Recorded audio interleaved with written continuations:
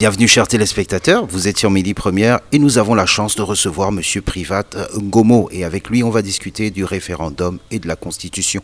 Monsieur Privat Ngomo, bonjour. Bonjour et merci de m'avoir invité. Alors pour vous, quelques questions. La première, évidemment, qu'est-ce que le référendum ? Le référendum est un mot sur le plan étymologique qui nous vient du latin, référendum. Donc il est transporté tel quel dans la langue française qui a ses origines à la fois latines et grecques, il faut le savoir. Et référendum vient du mot référer, qui signifie faire un compte rendu, rapporter. Référendum est donc ce qui doit être rapporté. Et dans le contexte du Gabon, nous devons rapporter à la nation gabonaise et surtout à l'histoire ce que les Gabonais ont dit s'agissant de la question qui leur a été posée. Voulez-vous voter oui ou non à la Constitution? L'acte qui sera posé doit être consacré dans un texte. Et c'est ce texte-là qui sera en fait d'une certaine manière le référendum.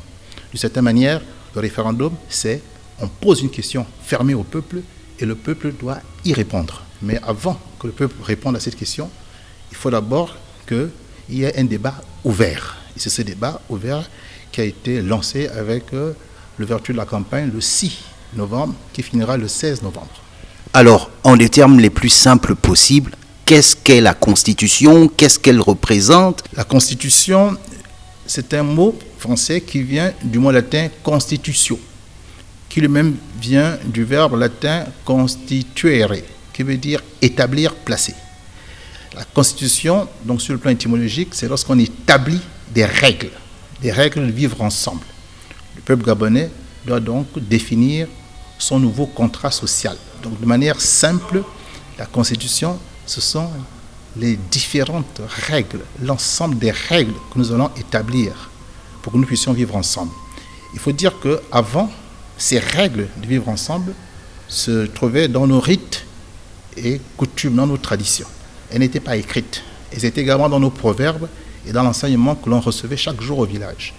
Mais désormais, qu'il nous faut écrire ces règles, il nous faut donc ce texte fondamental dans lequel il y aura les différents titres, les différentes dispositions, les différents articles qui disent exactement combien et comment notre pays doit fonctionner. C'est donc la régulation de notre manière de vivre ensemble dans notre pays. Alors, maintenant qu'on sait ce que c'est que la Constitution, pourquoi et comment aller voter le 16 novembre? Pourquoi on doit aller voter le 16 novembre? Tout Gabonais, tout citoyen gabonais qui veut vivre en paix et en fraternité avec les autres citoyens de son pays se doit d'aller voter. C'est un devoir. Et pour qu'il puisse voter en son nom et conscience, il faut qu'il s'approprie d'abord le texte, qu'il prenne le temps de lire les 172 ou 173 articles du projet final de Constitution, qu'il essaye d'en comprendre la teneur et s'il ne saisit pas forcément toutes les subtilités ou tous les enjeux, il peut se rapprocher des experts, il peut discuter, mais en tout cas, il doit absolument s'approprier ce texte qui le concerne, car c'est sous le joug de ce texte que nous allons désormais vivre ensemble. Donc il faut pouvoir comprendre ce texte, il faut pouvoir se l'approprier, il faut pouvoir vraiment faire en sorte que demain, on sache exactement comment se comporter dans notre pays. C'est donc un devoir citoyen et j'appelle tous les Gabonais non seulement à lire cette Constitution, mais surtout ensuite à aller se prononcer dans l'urne. Alors, M. Ngomo, la dernière question. Le 16 novembre, vous irez voter, on ira voter. Comment est-ce qu'on doit voter? Les Gabonais doivent aller voter en leur âme et conscience. Ceux en tout cas qui sont en âge de voter et qui sont appelés aux urnes. Voter à son âme et conscience, c'est voter après avoir pris connaissance du texte, avoir pris le temps de lire les 172 ou 173 articles de la version finale du projet de loi fondamentale. Et si on n'a pas tout compris, essayer de profiter de cette campagne référendaire pour assister aux différents débats et de la sorte se faire une idée générale et voire finale.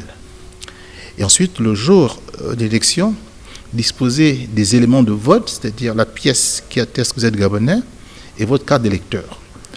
Pour terminer, je dirais, en tant que citoyen engagé et en tant que conseiller du président de la transition, qu'il faut aller voter oui à ce texte qui n'est pas certes parfait et qui ne mettra pas tous les Gabonais d'accord, mais qui nous permet au moins de sortir de la transition, qui est une période intermédiaire, pour entrer dans le nouvel ordre constitutionnel que nous nous serons donné.